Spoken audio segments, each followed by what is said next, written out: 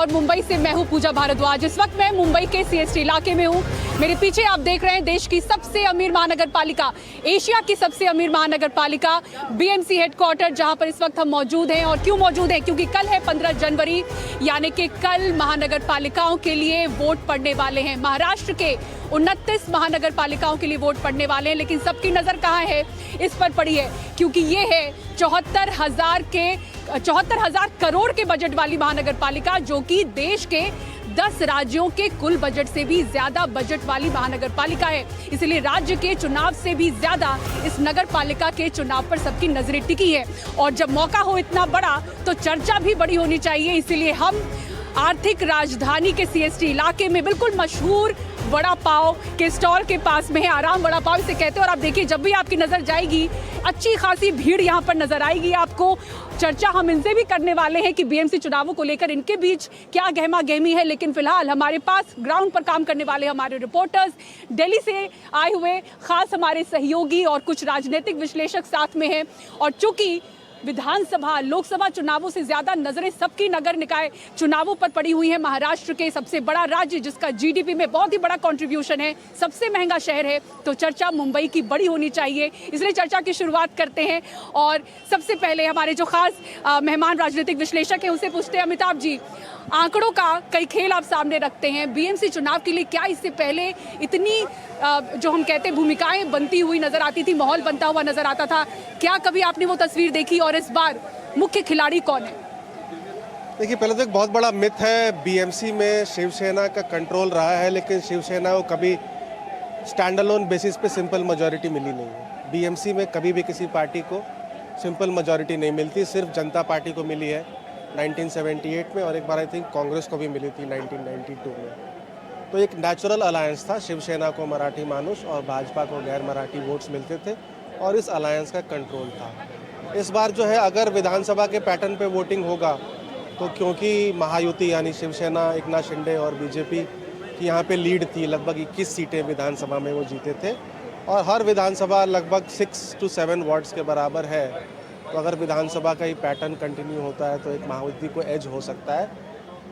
लेकिन अगर मराठी सेंटिमेंट और मराठी मानुष का वोट इकट्ठा होता है, जो कि 40% आबादी है, और जो आजकल एक और जो टर्मिनोलॉजी यूज़ हो रही है मामू, जो मुस्लिम समाज 20%, जो 2 बार से उसको एक तरह की हैबिट हो चुकी है शिवसेना यूबीटी को वोट करने के लिए, क्योंकि महाविकास आघाड़ी का अलायंस था।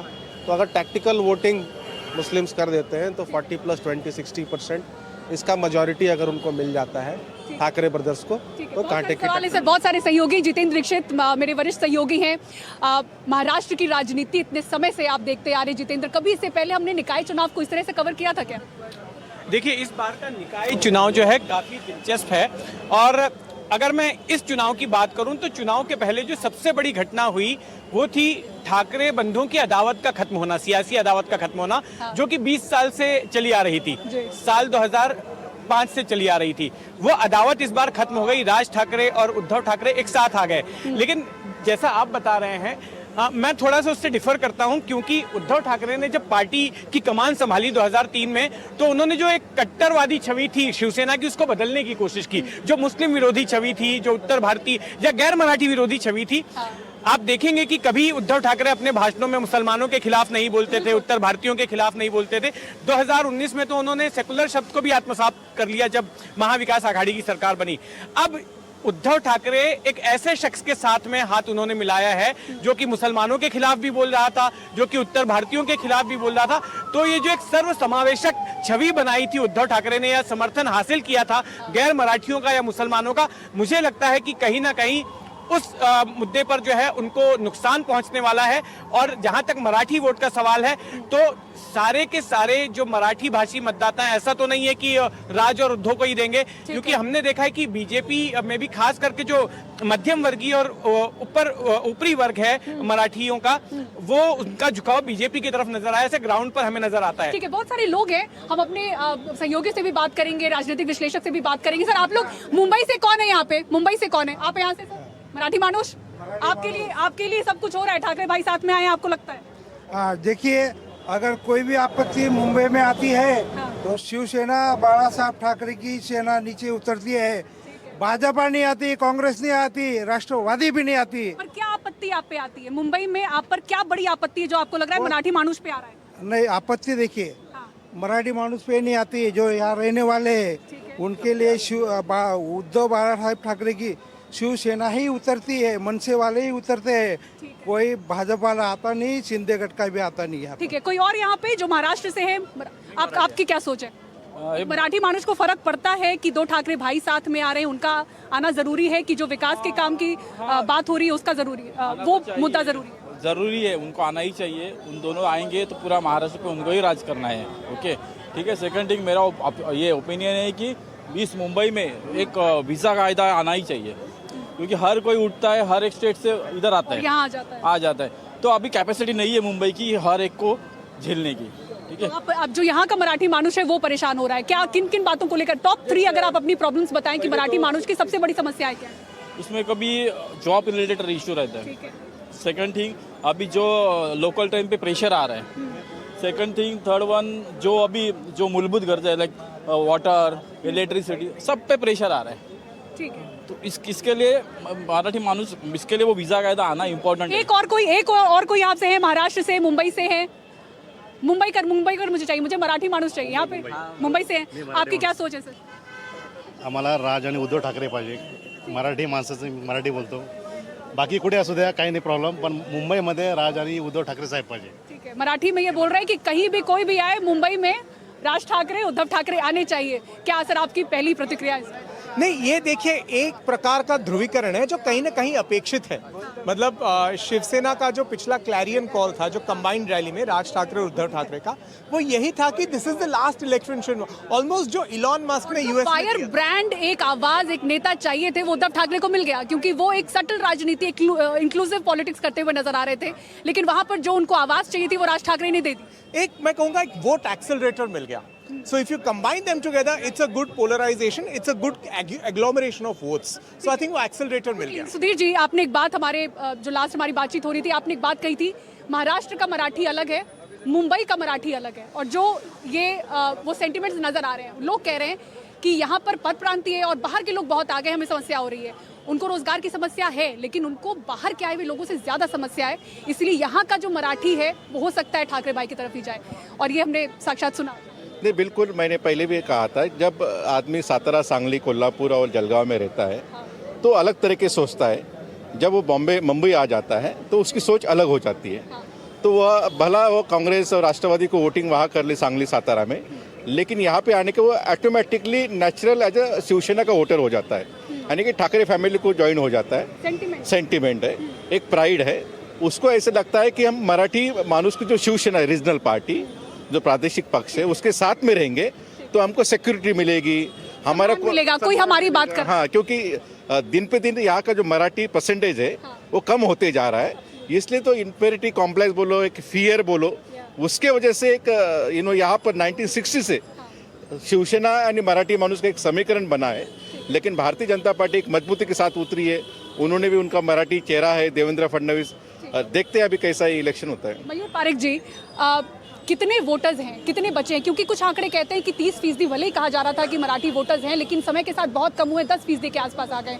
कितने वोटर्स बचे हैं, और जो ये सेंटिमेंट्स हैं वो बीजेपी को या महायुति को किस तरह से नुकसान पहुंचाता हुआ आपको दिख रहा है? देखिए, एक बात आप बहुत क्लियरली है कि गवर्नमेंट ने कभी इस तरह से कास्ट सेंसस तो अब तक किया नहीं है, लेकिन जो प्राइवेट डेटा है जिसके ऊपर हम रिलाय कर सकते हैं वो ये बताते हैं कि आज की डेट में लगभग 38 से लेके 41% तक मराठी वोटर है, लगभग 19% के आसपास, 16 से 19% के आसपास मुस्लिम वोटर्स हैं, फॉलोड बाय नॉर्थ इंडियंस जो बहुत कम थे वो एकदम राइज हुए हैं, वो भी 16 से 18% है।